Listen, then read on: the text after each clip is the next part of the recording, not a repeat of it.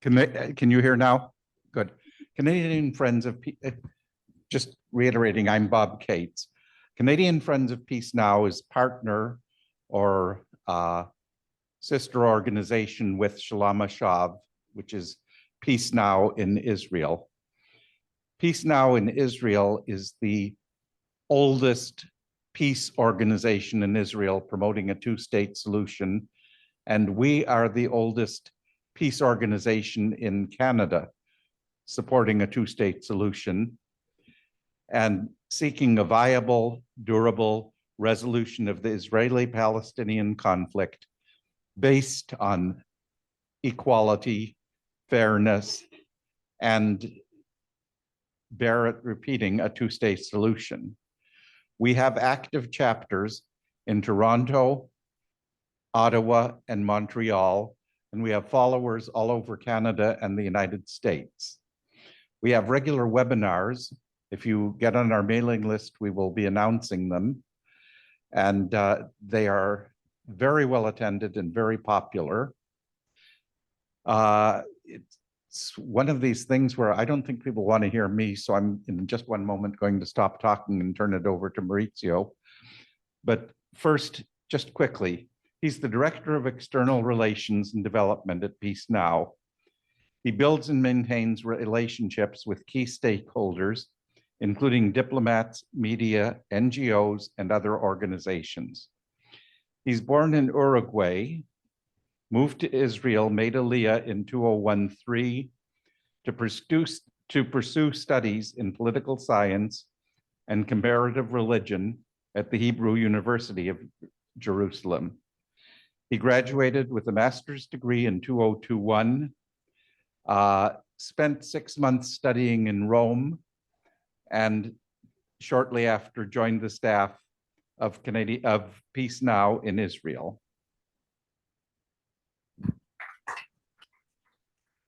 Thank you very much, Bob. And I must say that it is an honor to be here with you. And I also feel that this is a privilege. And I want to say that we appreciate, first of all, you having me here, the work that Canadians Friends of Peace Now are doing to support our work. This is something that is invaluable, and we truly appreciate that.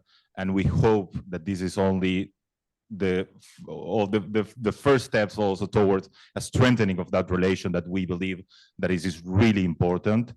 And we are truly, truly blessed and feel blessed about that. I must say that instead of calling Canadians Friends of Peace Now, I feel that this is Canadians brothers and sisters of Peace Now. I believe that we are part of the same family, looking and trying to reach the same aims for the well-being of Israelis, of Palestinians, Jewish communities, and all the things that we consider important. So thank you very much, and thank you also to the other organizers, to Chase Space Canada and the New Israeli Fund for also sponsoring this conference. First thing I will talk about, and the title of the presentation, I don't know if we can put it there, Alex. Yeah, there is a PDF there. But before going and start delving on these issues, I want to tell you and share a little bit about my personal story. Bob already told you and what is the official story, but I also wanted to share because I feel that there is some kind of connection, and I can relate also to you. I was born in Uruguay in South America, a very small country, very Zionist community, the Jewish community there. And I was always knew from the age of 15, 16 that my future will be in Israel. And one of the things that I always believe that we have a role in strengthening and making Israel better, a better place for Jews and a better place for everyone who lives there. And that was the reason why I decided to move there and start building my life there. I met my wife there. We have a dog, no kids yet, maybe in the future. And this is the place that we want to live, is the place that we have friends, that we have family even though my family is far away, but still we build a new family there. And everything I'm doing and everything we are doing at Peace Now, and I can talk also on behalf of my colleagues, is in order to improve and to make our country better. We are patriots. We love our country.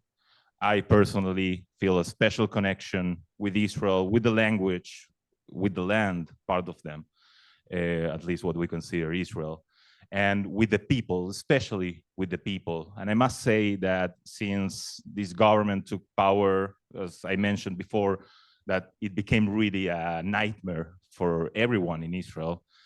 But on the other side, I saw how the protest movement for democracy at the beginning, and now this new emerging protest movement against the government, calling for the release of the hostages, calling for a ceasefire as well, and calling for new elections. That's what gives me more power every day to keep working and keep trying to improve as much as we can the situation. So I will talk about today, I know that I have 40 minutes. Let's check the hour only. Okay, great. And I will be talking today, as you see here, about how we resist the process of de facto annexation. I will explain a little bit what that means, and as well how we promote a two-state solution, a political solution for this war and for this conflict.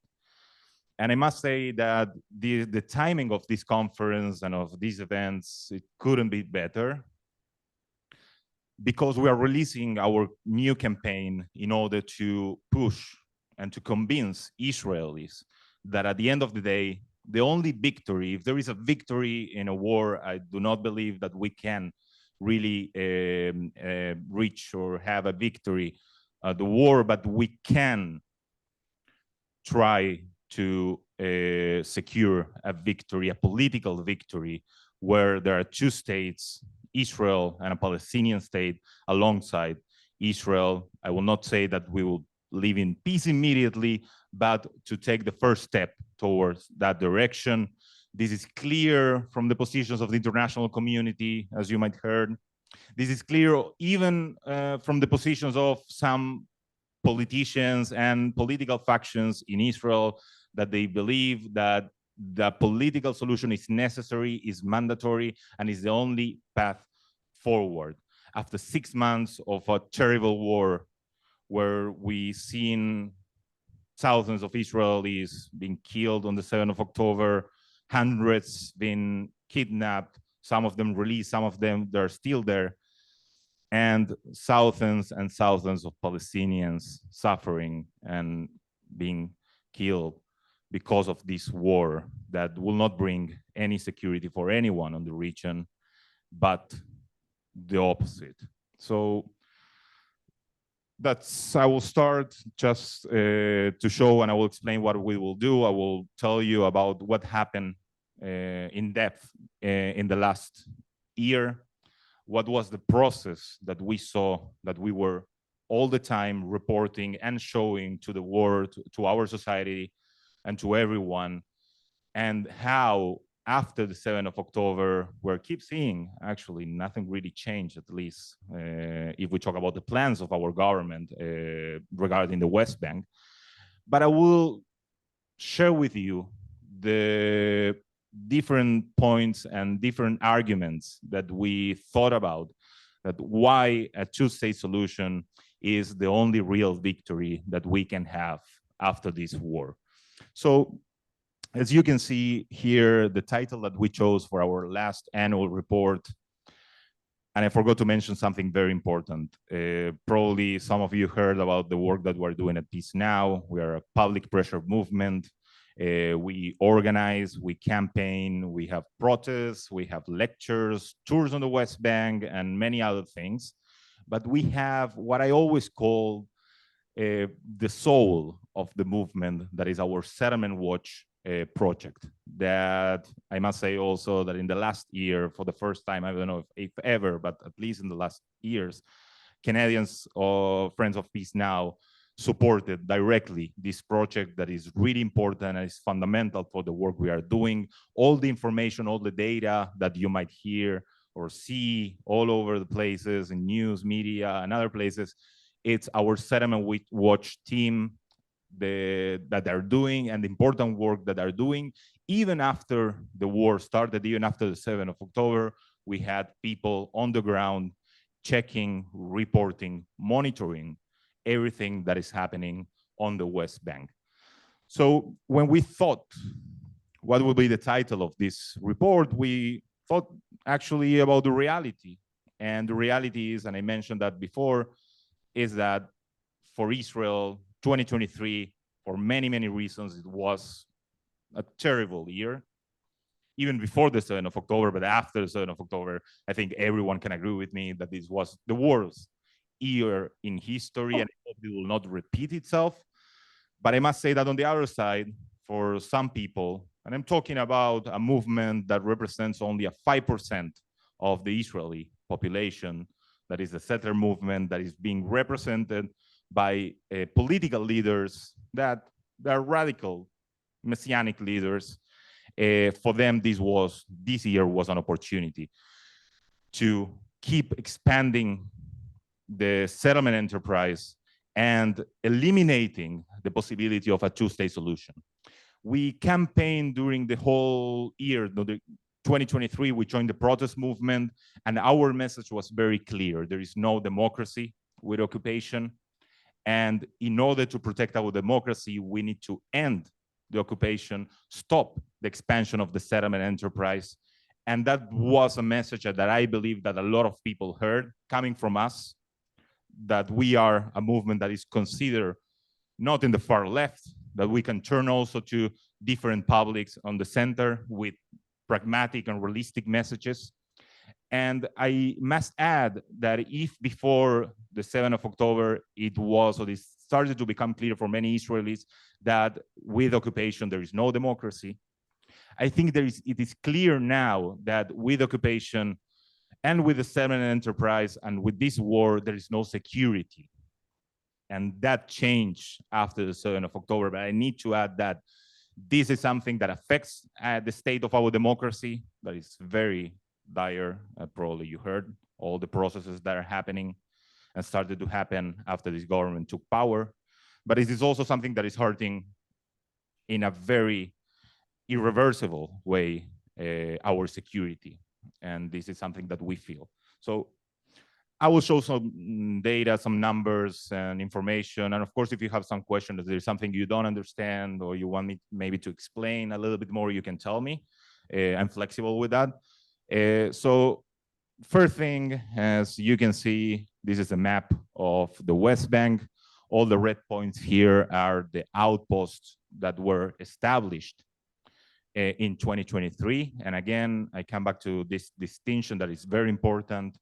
For Israelis, it's less important for the international community, is that settlements are legal and under Israeli law, are official, at least under the eyes of the Israeli state, but outposts are not legal, even under Israeli law. That doesn't mean that this government supported and keep supporting this outpost for different strategic reasons that I will explain later. But as you can see, in 2023, 26 and even more, because we close the number at the end of the year, so it's closer to 30 outposts that were established in the whole year, some of them after the 7th of October. And as you can see, we have data from B'Tselem that says that at least 21 Palestinian communities were evicted or were displaced, forcibly displaced from their lands. I visited the West Bank. I saw the images of some of these Palestinian communities that abandoned their lands. And I must say that is a terrible thing to see, how in a place that there was life, that there were families living there, there is no more anything else.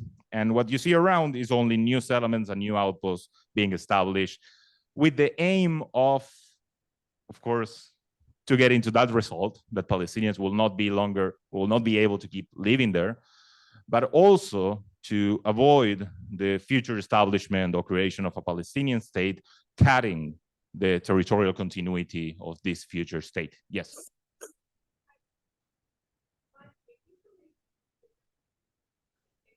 Yeah.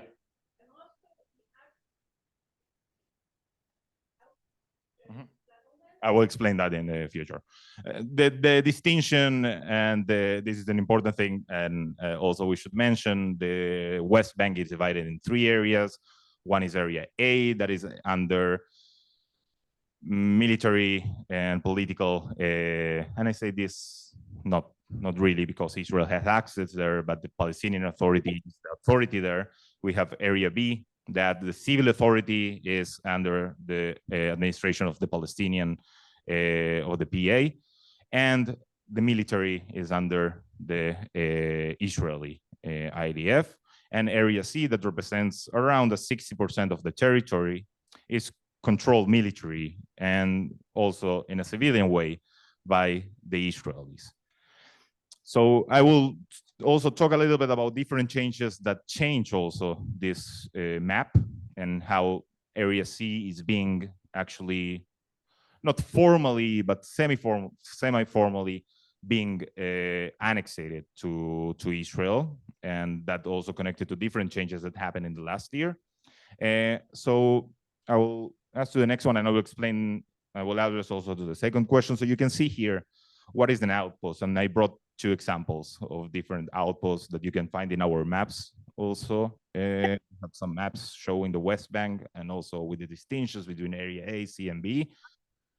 So what you can see here is how an outpost looks. Yeah, and I believe that most of the people here wouldn't expect, when I talk about an outpost, that this will be the image. We're talking about the very small constructions, as you can see, but that they take over a very big portion of the lands around them. And if a settlement needs people, needs all kind of resources, that also infrastructure and other things, an outpost or establishing an outpost is a very easy thing to do, because you just only need a few constructions, if it's a tent, a truck, or something else. And depending on the area, you will see how these outposts take over a very big part of the land. For example, there are many of these outposts that are considered, or we consider them, farm or agricultural outposts, that it is enough with one family and some volunteers that they work there to take over different lands, and very extensive pieces of lands that actually they're lands that are Palestinian lands, that Palestinians need also for the future development, if it's in towns, villages, or cities. And this is something that this strategy is even more effective from their perspective, because you need less people, you need less resources, you need you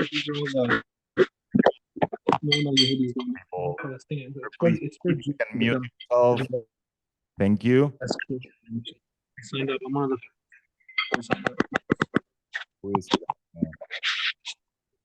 There. All right. So, so we'll pass to the next part. So, as you can see here, I'm sorry for the colors. You can't see here the numbers. Here under are the years. So this is 2023, 2022 till the 90s. And if you look at these figures, you see that actually 2023 was the year when the number of outposts established was the highest in history. And this is not a coincidence. Nobody was surprised at the end of the day that this is what it happened. These were the numbers at the end of the year. Because it was clear from the government's intentions and tactics and aims that this is what is going to happen. But I'm not very scared about this number. I'm even more scared about what will happen with these outposts that are being created and established constantly on the land. What will happen when these outposts will be declared as, or will be, as we called, legalized? under Israeli law. What will happen when the more we have, actually nowadays we have around 150 outposts around the West Bank and a very similar number of settlements around the West Bank. What will happen when these outposts will turn into settlements, will be officially recognized by the government of Israel, how we can stop that, how we can resist that. It is not easy, but what we are doing is trying to stop that, trying to stop that process. And there are many things that we were doing in the last couple of months and the last year that actually got into some kind of results. One of those things is sanctions. You all heard about sanctions being imposed against individuals, settlers in the West Bank, violent settlers. But for the first time in history, sanctions were imposed against different farm outposts around the West Bank too, only. But this is a very important step because this affects directly the capacity of the settlement enterprise to keep growing, expanding, getting resources. And what will happen, I hope, when this government will be out, and I hope that will be before I come back to Israel. I hope I'm coming back next week. But I hope that the next government that will take power will understand that this is a strategic threat to the future of Israel. And this is a strategic threat to our security, because as my colleagues mentioned before, maintaining all this, it has a huge price also for our economy, but also it has a huge price for our resources, our military resources that we need to invest in order to protect these very small communities. So I will go to the next one. And just a few numbers, so just to show you what happened, and also part of the work that we do, is that in the last year, in 2023, as you can see here, a record number of housing units were approved and promoted by the government in the West Bank, and we're not even including East Jerusalem. And this is also an important distinction. When we talk about the West Bank, we talk about East Jerusalem, that it will be the future capital of the Palestinian state. But this number only focuses on the West Bank. There are other organizations that are focusing the work and their efforts on showing what is happening on East Jerusalem. We do that, but in this number, you can see clearly that this is a record number at least since the Oslo Accords. That doesn't mean that before were higher numbers, but our team, our Settlement Watch team, started to record these numbers only since the 90s. So that's the information that we can give. But I can say also that this is the highest number in history of housing units being established in the West Bank. And if you count here, and I'm not good at math, maybe someone here is, but consider that each housing unit will actually represent 4 people, 5 people that will move in the future to the West Bank. But the reality is, and this is something that helps me to keep some kind of optimism, is that Israelis, or at least the majority of Israelis, they're not ready to do that. And if settlers expected that for now we'll have 1 million of Israelis living beyond the Green Line, the reality shows that we're talking about 600,000, that it's much less what they planned, but it doesn't mean that in the future this can change. This is an issue, I think, that is connected also to our way to show that at the end of the day, this is something that will hurt our security, will hurt our economy, will hurt also our diplomatic connections with other countries and our international situation, and will finally turn Israel. I hope this will not happen, but after the war, we're seeing this more and more, will turn Israel into a pariah state.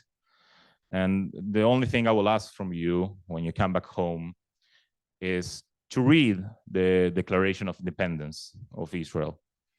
And what you will find there, even though many things I think we fail as a country, as a society, but that vision that Israel will be open for Jewish immigration, will be a state that will respect equality for everyone who lives on that land, and will be a country that will be part of the community of nations, and also will tend their hand for peace in every chance that we can.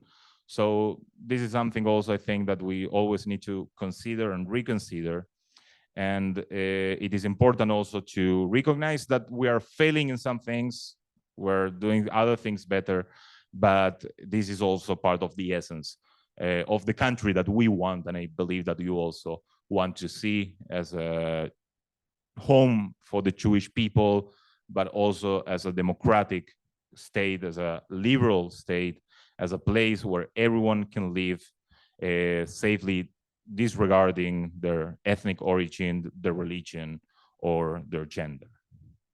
So just again, to show you the comparison, to compare what happened in years before, as you can see here, where also they actually settled a new record of housing units being approved in 2023. And if you see here, this is 2020. This is actually the last year of the Trump administration, and that also was the highest number. But as we see here, this government worked very hard to settle the new record. I hope that we will not see the same in 2024, but what we are seeing in 2024, maybe it's not a huge effort to increase this number, but what we are seeing that is an unprecedented number of state lands being declared, or lands being declared as state lands. And I will explain that very shortly. Part of the territory in the West Bank is considered state land or public land. According to international law, that land needs to serve to the people living on the occupied territories. But the truth is, and this is something part of the work that we did, is that 99.75% of this state land, or so-called declared public land, is being given almost exclusively, I told you, 99.75% to settlers, while the other 0.25% is being given to Palestinians.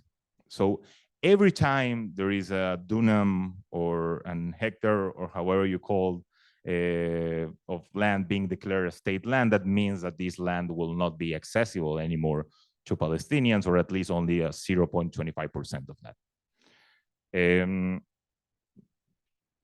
So another numbers, I think that those that are very important. As I told you before, there is this process of legalizing outposts, turning them into settlements. And last year, 15 of them were advanced toward legalization.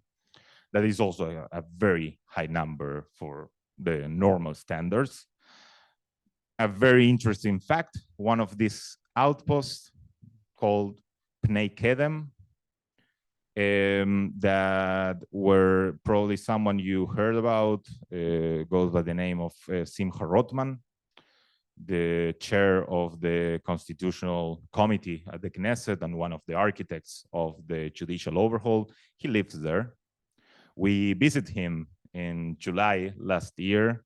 And when I say we visit him, we organized a protest in front of his house as a series of protests we had last year. One was at Pnei Kedem's outpost where Rotman lived. We brought there, I think, 200 people. That is a very high number for a protest in the West Bank.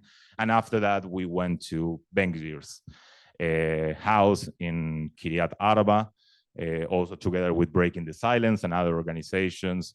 And that was another attempt to connect the judicial overhaul with the source of that overhaul, that was the settler movement and the settlement enterprise. And we get here to, I think, to the most important point. because we're not talking here about the numbers. We're talking here about structural changes that turn a process of annexation or de facto annexation into an almost semi-formal process of de jure annexation. And what happened here with this decision is that the appointment of a minister of settlements that will control the civil administration. And we're talking here about our very good friend, Netanyahu-Smotrich, finance minister and minister within the Ministry of Defense. And for the first time in history since '67, a civilian representative has or got authority over civilian issues in the West Bank. And these authorities were transferred from the military to the civilian as a completely conscious decision that also was part of the coalition agreements between the Likud and the religious Zionist party. This is something that it was extremely important for Smotrich. And this decision that was actually approved in February 2023 is one of the reasons why we see and we saw all these high numbers, because at the end of the day, the one who decides about the future of the settlement enterprise is Bezalel Smotrich, who we all know what is his interest. He has this plan of a complete victory over the Palestinians, where a possibility for a two-state solution will be eliminated. And I must say that they were working in a very effective way. And I also must say that we also try to follow all these changes and create awareness in order to stop all these dangerous moves and decisions that this government advanced for months till the 7th of October and immediately after the 7th of October. Just to give you some kind of numbers on how much the state and the government is investing on the settlement enterprise. And this is something that, don't know, when I talk with other Israelis, at the end of the day, it's always about economy. It's always about how much we need to pay for things and the cost of living and that. And knowing that 3 billion shekels, that is, I think, 1 billion Canadian dollars, or a little bit less, but around that number, if I'm not mistaken, went to infrastructure, roads infrastructure in the West Bank. And we're talking about that 20% of the total Israel investment in 2023 that went to the settlements. And I mentioned before that we're talking about only 5% of the population. So 5% of the population is getting 20% of investment. They might say and argue that this is for security reasons, that they really need that they need to protect themselves. But at the end of the day, and I have a very good example I will show you after that. So I think it's in the next one. Yes, great. As you can see here, these are 2 roads that were built or were actually open in the last year. The Kalandia underpass, not far away from Jerusalem, and the Hawara bypass road. And I believe that if I mention Hawara, you all recognize what is this village for all the bad reasons. And one of the things that our team noticed, being on the ground after the 7th of October and after the war started, is that these roads were completely empty. Nobody was using them, and these are roads that are exclusively for the use of the settlers and Israelis. Yes, no Palestinian can drive there. And one of the reasons why these roads were created was in order to create a safe road for settlers so they will not need to enter and cross through a Palestinian village, Hawara. There were some terror attacks there in the past. There was a pogrom also last year there. But instead, settlers are choosing consciously to keep traveling through the village and not using these roads. And what is the reason that they're giving? Is that they must be there and they must show their presence also in Palestinian villages. So Palestinians will understand that settlers are there and they're there to stay and they're not going anywhere. So all the investment on this road actually was for nothing or not really helped to improve the situation. It didn't really change anything. And this is a very costly road, and it was inaugurated 1 month after the war started. I will pass the, can go to the next one.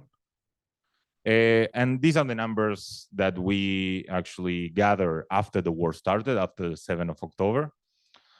As you can see here, 9 new outposts were established in only 3 months till the end of December. That means that settlers came to some part of the land, put their tent, trucks, or whatever else, and established there an outpost. 18, or at least 18 illegal roads, and this is also a very dangerous phenomenon that is happening. That is the establishment of different roads that are not actually being built by the state, but by settlers or group of settlers because they decided to do so. And these roads cut also the access to different Palestinian communities if they want to work their land or if they want to do whatever they please. So they cannot do that because you have these roads.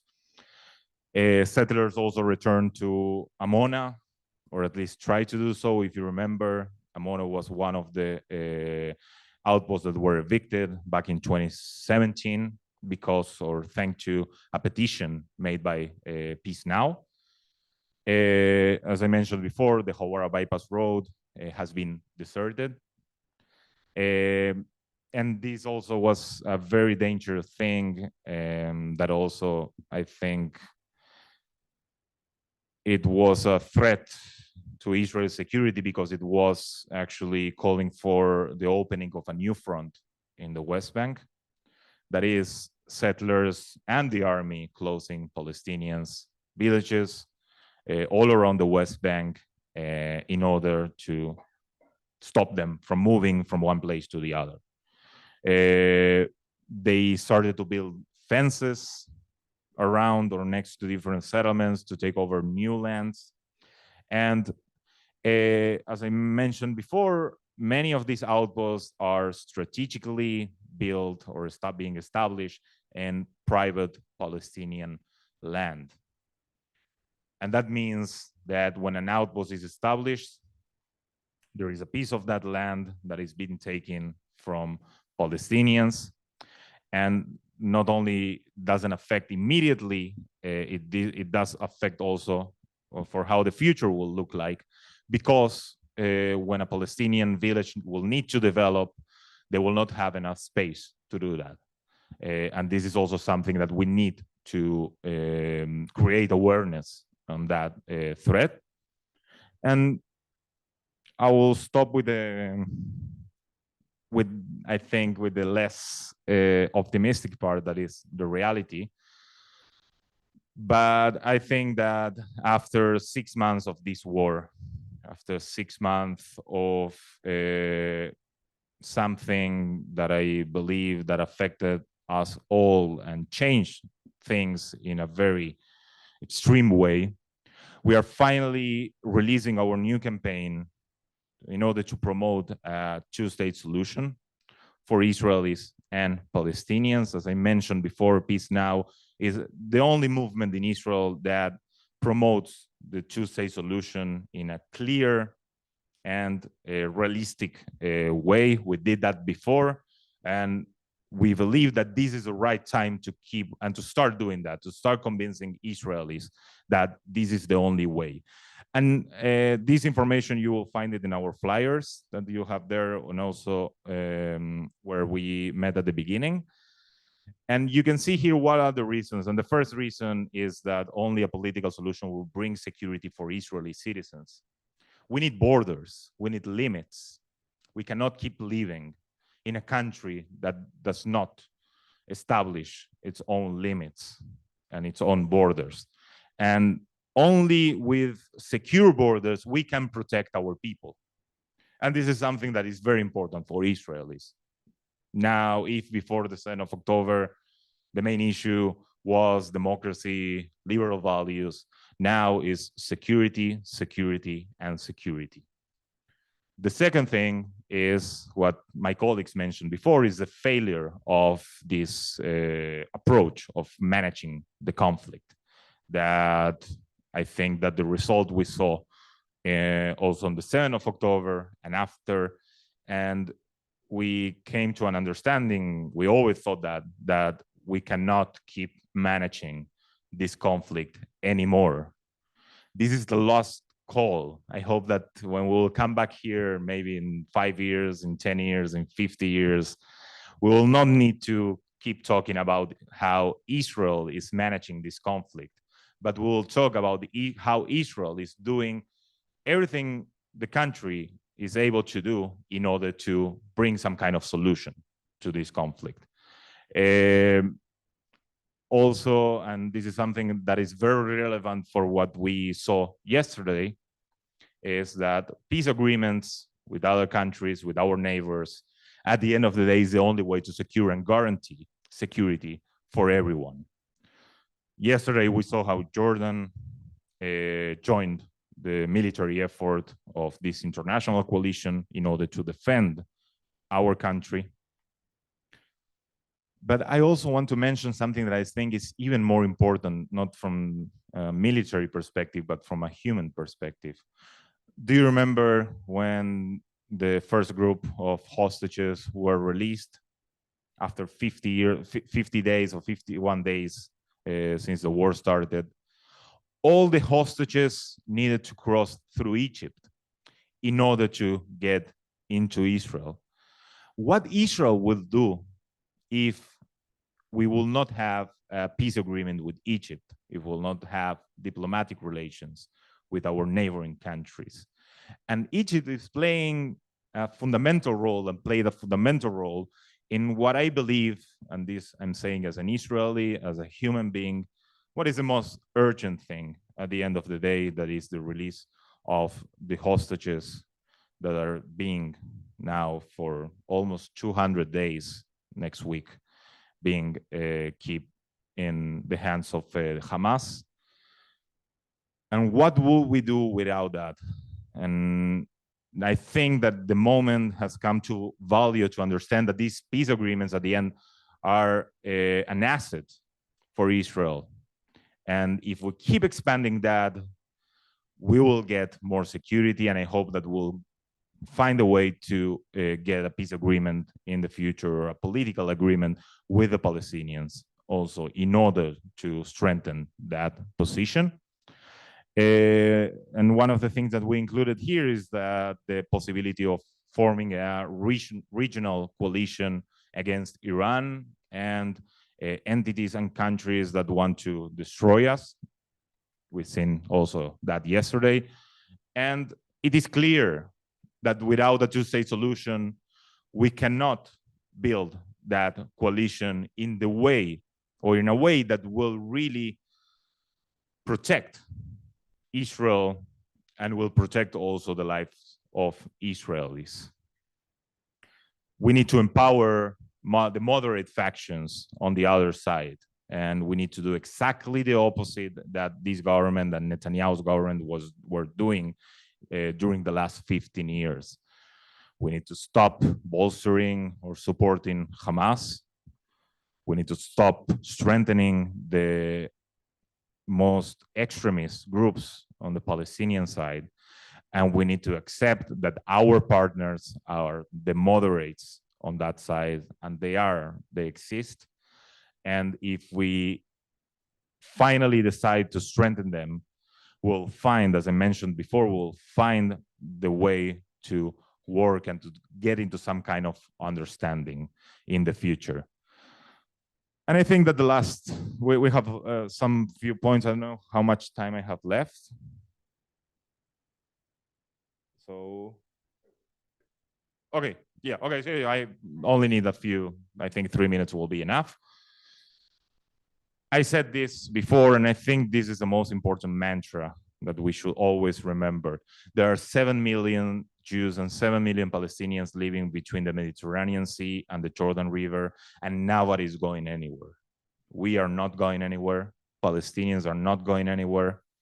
We can keep fighting forever. We can kill each other forever, as we were doing since this war started and before. But at the end of the day, that will not change the faith that we have on a future of coexistence between both people. And the last thing I will say, and this is something I believe that is becoming even more urgent day by day and minute after minute, is that if we don't decide, or if we don't choose a political solution, the future of Israel as a democratic and Jewish country is at stake. Israel will become into an apartheid state. And I believe that nobody wants to see that here. And this will be a stain, not only in the history of Israel, but in the history of the Jewish people. We cannot maintain a regime where some people has less rights and other people have more rights. This goes against Jewish values, this goes against democratic values. And the only way to avoid that is recognizing the right for self-determination for Palestinians in order to strengthen the right of self-determination that the Jewish people and Israel has. And this is the only way that we can avoid that, that destiny, that I hope that, and I'm optimistic here. I do believe that we will be able to change that. I do believe that Israel and the Israeli people will find a way, their way, towards a solution. And we need that solution now. We need to start working on that now. And it is not a coincidence that our movement is called Peace Now. It started to call for peace immediately in 78, in the 90s, and after. And what we are doing now and what we believe now, that peace is still possible. We just need to want that peace. And I hope that we'll find more people that will be ready to fight for that peace, because war will never be the solution and will never be the answer. So thank you very much. I want to introduce the moderator for this session. Gabriella Goliger is the national chair of Canadian Friends of Peace Now. Oh, I want to know. Bob, A published will you, author. no, stop. We have very few minutes now for questions, and I do want to allow the audience to have a few minutes. So if anybody would like to ask, and I will take maybe two at a time, and do let me know if there are any from the chat, and then I'll. Okay, so you had one here. But make it short. I'll make it super short. So like when I was in the West Bank last time, I see like there's all these settlements. How with a two-state solution, what would your plan, your organization plan to deal with the existing settlement? Okay, that's a good one, and we'll just take one more. And It's basically similar to that. It's just what is the two-state solution plan? So thank you for your questions. It's a very fundamental question, and this is something that we always think about. There are many proposals and ideas and plans that Israel and Palestinians can adopt as a way to get into this solution. From, for example, different plans that were published in the past, that means that the majority of the settlements actually will not need to be moved or evicted. We're talking about an 80% of them that will remain on the same place. I'm taking out here the outposts. As I mentioned before, outposts should be evicted immediately. But there are plans, and the way to get into some kind of understanding is that there will be different lands that will be passed to the Palestinian Authority or to the future Palestinian state instead of the lands that are being taken by settlements. If you ask me if I see in the future a way that Israel will manage to implement these decisions, now I think it's hard to imagine that. But I must say, and this is always a question that I always get, is okay, so how we get into that solution? First of all, we need to sit on the table. There is no way that we can get into some kind of solution without even talking, without even discussing the main issues. And I must say that in the 90s, there was such a discussion. The things at the end that avoided the establishment of a Palestinian state were what we consider minor things, or things that at the end of the day you can, in some way or another, you can compromise. So it is possible. There are plans. There is the Geneva initiative. There are other plans that can be implemented, and it doesn't mean that it will be a complete change of the map. It will be a readaptation of the map. Thank you. Are there any, okay, we do have time for another question. Go ahead. Well, assuming that you have the opportunity to speak to each other, what you need still is a political solution, correct? Because the ministers in charge of the situation right now are from a particular party with a particular religious background as well. So how does the politics change? How do you envision that? Thank you for your question. I think it's also a very important question. I'm an addict to Israeli politics. It's a bad addiction. But the process that we have been seeing in the last months and the last year, this is not something that surprisingly came and took over government. This is a process that has been happening for many, many years. And the leadership, sadly, that we have is a leadership that their dream is our worst nightmare. And their dream is a theologic, religious, radical, anti-democratic state that is exactly the values that we are against, and we do not want to give them our country.